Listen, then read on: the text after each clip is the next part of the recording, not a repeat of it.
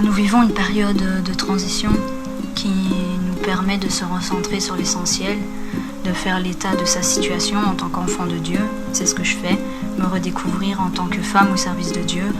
Et je fais cela en écoutant des prédications, en lisant la Bible, en essayant d'être à son écoute le plus possible. Après, moi, ce confinement me permet de prendre du temps pour moi, de me recentrer aussi sur mon art. Étant photographe, c'est difficile de ne pas sortir de chez moi, mais en fait, ça m'apprend à faire avec ce que j'ai, au plus près et au plus profond de moi, de retrouver l'essence même de ce que j'aime dans la photo et de son ADN profond. Parce que ça, c'est une bonne question à se poser au fond. Naomi parle de son expression en tant qu'artiste, mais tous nous pouvons constater que cette crise subite et subie modifie quelque chose dans notre créativité, c'est-à-dire notre aptitude à être au monde, à le regarder comme il bouge mal. Aurait-on l'audace de laisser notre ADN profond se modifier ? On reste chez soi pour obéir à une injonction et aiguiser notre sens civique, ça c'est certain, mais a-t-on le courage d'observer la signification nouvelle que peuvent prendre les choses ?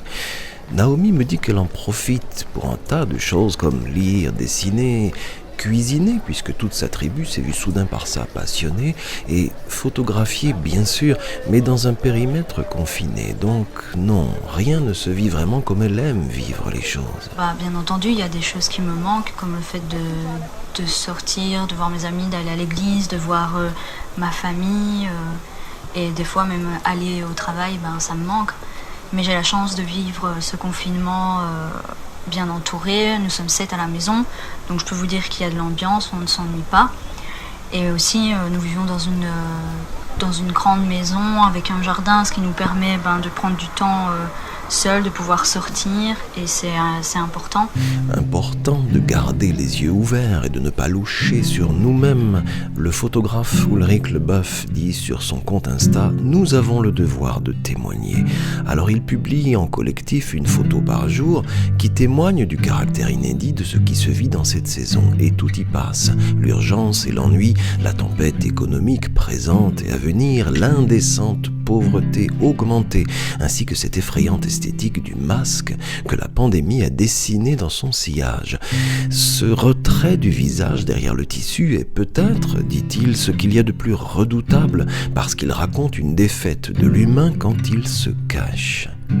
Naomi me parle beaucoup du regard, bien sûr c'est son métier, mais un regard plus large peut vraiment nous grandir, dit-elle. D'ailleurs, au cœur de la Bible, c'est l'aigle et son regard qui pourrait là tant à nous apprendre. Elle me lit ce passage d'Ésaïe qui dit « Mais ceux qui se confient en l'Éternel renouvellent leur force, ils prennent le vol comme les aigles, ils courent et ne se lassent point, ils marchent et ne se fatiguent point. » J'ai choisi ce verset parce que je trouve ce passage très parlant en cette période. Il nous enseigne à s'attendre à l'Éternel, ainsi nos forces seront renouvelées. Et comme l'aigle, nous prendrons notre envol. L'aigle, en fait, symbolise la liberté, la force, la majesté, le courage, l'audace du guerrier. Il faut savoir que l'aigle, quand il chasse, il ne plonge pas sur sa proie. Il va descendre en piqué, et si jamais il loupe sa proie, il va attendre parfois des heures qu'elle réapparaisse. L'aigle est aussi un animal très malin. Il va utiliser le vent pour voler plus haut.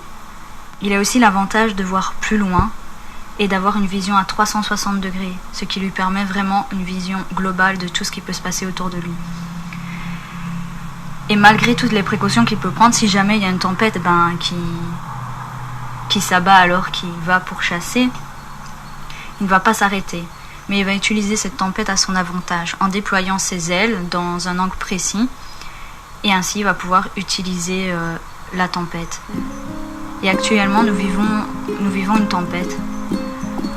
Et même si c'est difficile, il ne faut pas s'arrêter pour regarder à ce qui se passe autour de nous, mais il faut planer au-dessus de tout ce qui se passe en laissant le Saint-Esprit agir. Il faut continuer et regarder au loin.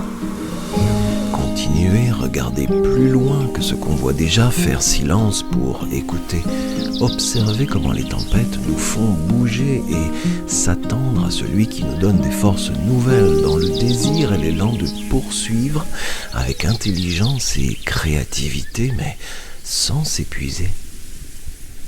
Attention, la Bible peut faire gravement du bien à la santé.